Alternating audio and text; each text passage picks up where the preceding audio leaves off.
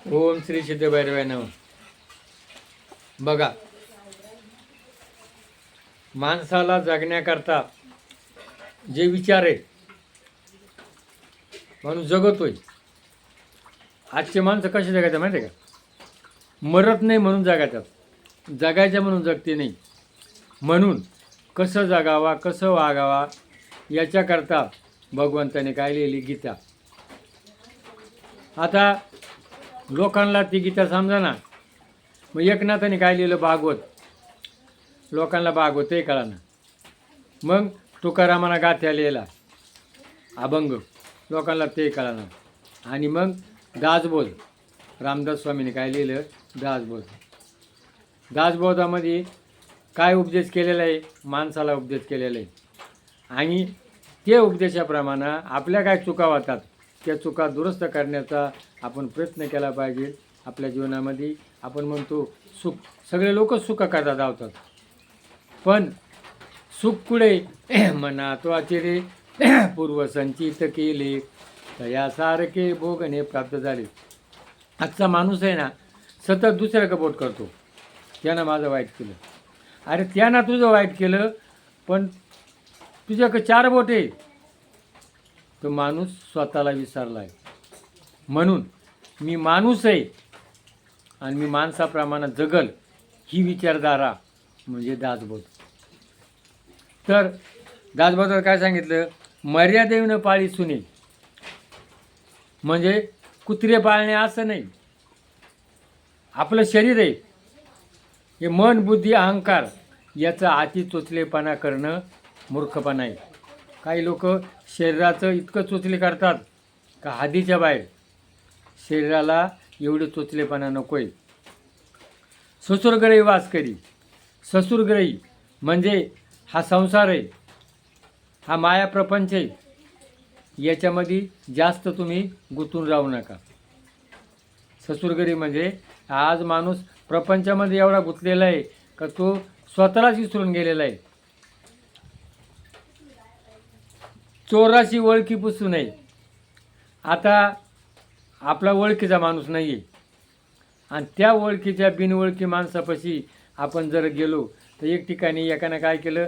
बिनओळखी माणूस होता आणि गाडीमध्ये प्रवास करत होते आणि तो तिथं बसला. म्हणून तो आता या पिशीपाशी बस, मी चहा पिऊन येते. आणि तो चहा प्या गेले, तो पिशी घेऊन फरार झाला. म्हणजे बिनओळखी माणसापाशी आपण जास्त सलगीपणा करू नये. ओळखी विना जाऊ नये राजद्वारी. बघा, कोणते काम जर करायचं असेल ना तर ओळख लागते. ओळख जर असली ना त्याचं काम पटकन होतं. आणि ओळख नसली ना काय तर सरकारी काम आणि 6 महिने थांब, 6 महिने याला पाट्या मारावं लागतात. म्हणून भगवंताची ओळख करण्याकरता कोणाची काय पाहिजे? संताची संगत धरायला पाहिजे. संत संगतीने थोर लाभ झाला. आज संगत कोणती? वाईटाची संगत आहे. पाश्चात्य विचार आहेत. मी प्रत्येक वेळा व्हिडिओ सांगतो की पाश्चात्य जे विचार आहे ना, हे इतक्या आधुनिक गतीला आहेत. झगडे, मारामाऱ्या माझंच भरलं पाहिजेत. आणि आपली भारतीय संस्कृती काही मी जगल आणि त्याला जगू देईल, ही संस्कृती उभी करण्याकरता संतांनी म्हणून ह्या दासबोध पुस्तकामध्ये आपल्याला माहिती दिलेली.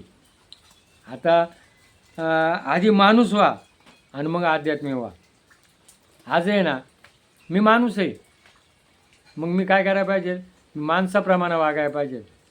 आजच्या माणसाला जर उपमा जर दिली ना जनावराची, तर जनावरं मा चांगले वागतात. हो काय पशु ते काय पाप पुण्य जाणत नाही. आज माणूस पशुच्या पलीकडे गेलेला आहे. काय तर या दासबोधामध्ये उत्तम लक्षणं, भक्तिनिरूपण, सत्वगुण, विद्या निरूपण, विरक्त, मूर्खाची लक्षणं, कुविदे लक्षणं, रजगुण लक्षणं, तमोगुण लक्षणं. तर षडमूर्ख भगवद्गीतेत कडक दैवी गुणाचा व राक्षसी द्वेषाचा विचार आहे.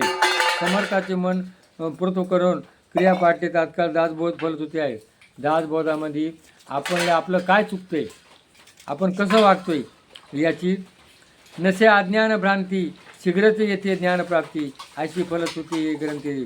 तिथं जो माणसाचा अज्ञान आहे ना, तर माणूस विज्ञानानं आकाशात उडतो, माशावाने समुद्रात जातो, पण ह्या पृथ्वीवरती मी माणूस आहे.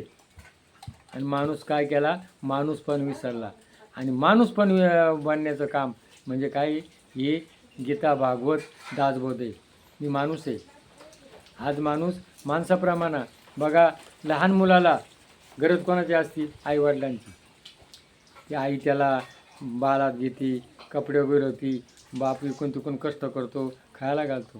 आणि मोठा झाले हो त्या म्हातारे होतात, त्यांना कोणाला सांभाळायला पाहिजे? आणि मग हा त्यांना सांभाळत नाही, मग याची मुलं पाहतात.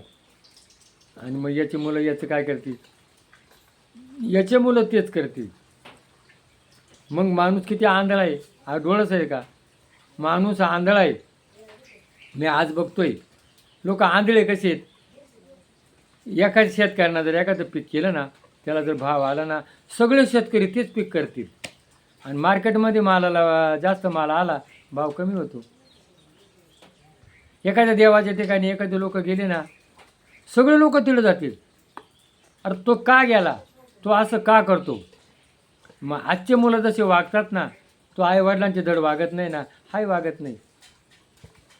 हां, म्हणून तो करतोय, हा करतोय. म्हणजे आज माणूस सगळे कोण आहे? आंधळे आहेत. म्हणून डोळस बांधण्याकरता गीता भागवत दासबोध आहे. शहाणे व्हा, चांगलं वागा, चांगलं राहा, जगा आणि जगू द्या. काय ह्या चॅनलचा हेतूच आहे. जगा आणि जगू द्या, कष्ट करा, फुकट घेऊ नका आणि फुकट कोणाला देऊ नका. हे क्षणभंगूर आहे, हे तुझं काही नाही. काय तर दासबाबा सांगितलं, मरे एक त्याचा दुजा शोकवा, हे अकस्मात तो ही पुढे जाणार आहे. तू मरतो आणि हा रडतो. अरे तू रडतो, तुलाही जायचं आहे. मग ह्या जगातून जर तुला जायचं आहे, मग मग तू कसं राहायला पाहिजे? बंगला तुझा आहे, गाडी तुझी आहे, कोण आहे तुझं? तुझं कोणीच नाही. आणि तुझं हे शरीर नाही. म्हणून आपुली आपण करा सोडवणं, संसार बंधनं तोडावे. तर आपली सोडवण करा, विचार घ्या, संस्कृती आपल्या मुलाबाळाला वळण लावा, स्वतःला विळण घ्या आणि आपल्या आत्म्याचे साधन करा. जय भैरवनाथ महाराज की जय.